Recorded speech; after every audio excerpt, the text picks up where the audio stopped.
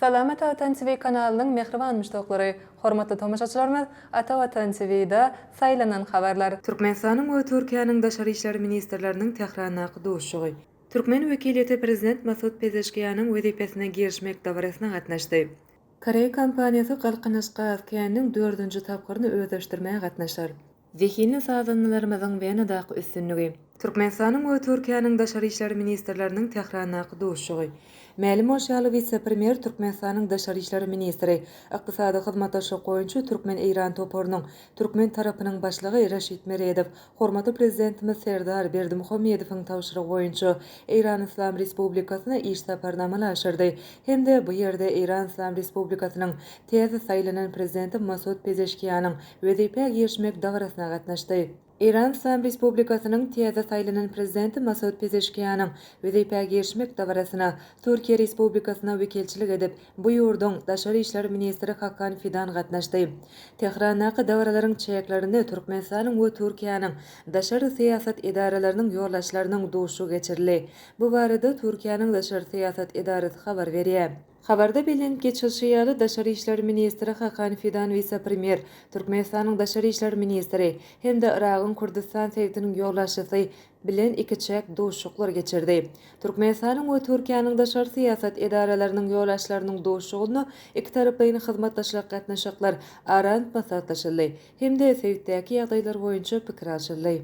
Türkmen wekiliyeti prezident Masud Pezeshkiýanyň wezipesine girişmek dawrasyna gatnaşdy. Türkmenistanyň daşary işler ministri Raşid Meredow, Iran Islam Respublikasynyň saýlanan prezidenti Masud Pezeshkiýanyň wezipesine girişmek dawrasyna gatnaşdy. Iran Islam Respublikasyna amala aşyran saparynyň çäklerini Türkmenistanyň daşary işler ministri Raşid Meredow, Iran Islam Respublikasynyň saýlanan prezidenti Masud Pezeshkiýanyň duşugy boldy. Onu goňşy ýurduň döwlet başlygyny Türkmenistanyň prezidenti Serdar Berdimuhammedowyň we Türkmen halkynyň milli lideri, Türkmenistanyň halk maslahatynyň başlygy Gurbanguly Berdimuhammedowyň gutlaglary we iňgow arzulary ýetirildi. Dostlukly ýörelgelere esaslanan Türkmen-Iran hyzmatdaşlygy giňgerimde ösdürilip, onuň okuny ösüşine ýokary derejedäki duşluklar öz goşunyny goşýar. Iran Islam Respublikasynyň saýlanan prezidenti Masud Pezeshkiýanyň wezipesine girişmek dawrasyna dünýäniň 80 goly döwletiniň ýokary derejeli mehmanlary gatnaşdy. Olaryň hataryna Täjikistanyň prezidenti, Ermenistanyň premier ministri, Gruziýanyň premier ministri we beýleki ýoldaşlary bar. Koreýa kompaniýasy Galqanyşka Azkiýanyň 4-nji tapgyryny özleşdirmäge gatnaşar. Şu ýylyň 29-njy ýulunda Türkmenistanyň neft gaz podawynyň ýoldaşlarynyň Hyundai Energy Co Ltd kompaniýalarynyň ýoldaşlary bilen nowatdaky duşuklary geçirildi. Türkmengaz döwlet konserniň ýoldaşlary Hyundai Energy Co Ltd Günorta Koreýa kompaniýasynyň uly vice-prezidenti Jenap Jung Song Yeonyň baş tutanlygynyň wekiliyeti bilen geňeşmeleriň nowatdaky tapgyryny geçirdiler. Geňeşmeleriň dowamyny taraplar Galqanyşka Azkiýanyň 4-nji tapgyryny özleşdirmek boýunça işleriň häzirki ýagdaý we geljegi barada pikir alşdylar. Türkmengaz döwlet konserniň ýoldaşlary Günorta Koreýanyň Hyundai Energy Co Ltd kompaniýasynyň prezidenti Jenap Jung Song Yeongoň ýoldaşlygyna wekiliyet bilen nowatdaky geňeşmeler geçirdi.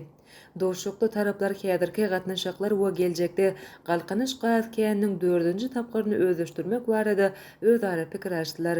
Koreýaly hyzmatdaşlaryň Galqanyşka Azkiýanyň özleşdirilmegine gatnaşmak bilen baglanşykly Hyundai Energy Co Ltd kompaniýasy üçin açylýan mümkinçilikler bir tarapdan kompaniýanyň energiýa tassamalaryny durumşa geçirmekde bar bolan giň mümkinçiliklerini ulanmagy mümkinçilik berse, beýleki tarapdan gaz podawynyňky ozal toplanan halkara tejribesini baýlaşdyrar.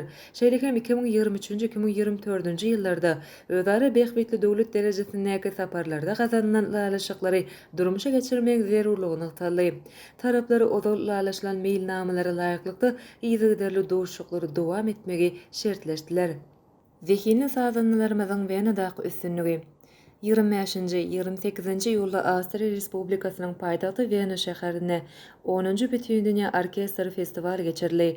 Oňa ýurdumyzyň zehini sazanlaryndan ibaret bolan ýaşlar kamera orkestri hem gatnaşdy. Bu barada Türkmenistan gazetinde habar berilýär.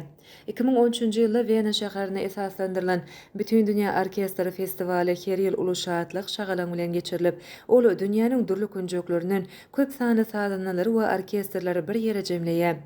Degişi Uramaçylyk toparynyň çakylyk boýunça türkmen sadanalary şu ýyl 10-njy sapar geçirilýän bu festiwala ilkinji gezek gatnaşdylar.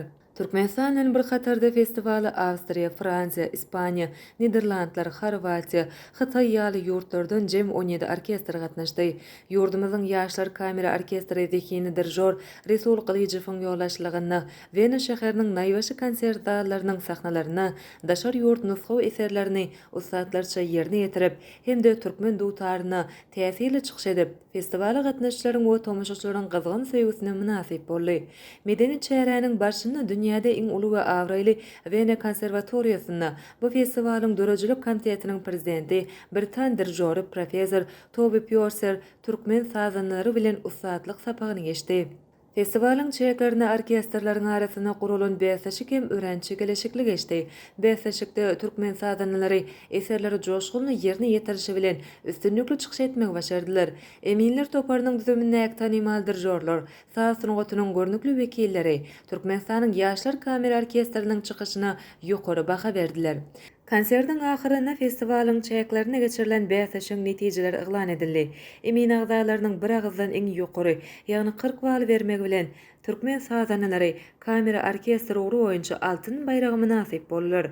Festiwalyň dörejilik komitetining prezidenti Britan dirijori profesor Toby Purser türkmen sazanalarynyň çykyşyna ýokary baha berip, bu orkestrle bilelikde konsertlere guramagy mümkinçilik duran halatyny Türkmenistana gelmegi meýilleşdirýändigini hemde indiki ýylda geçirijek bütün dünýä orkestr festiwalyna gatnaşmak üçin Türkmenistana çakylyk iýeriljekdigini nykdady.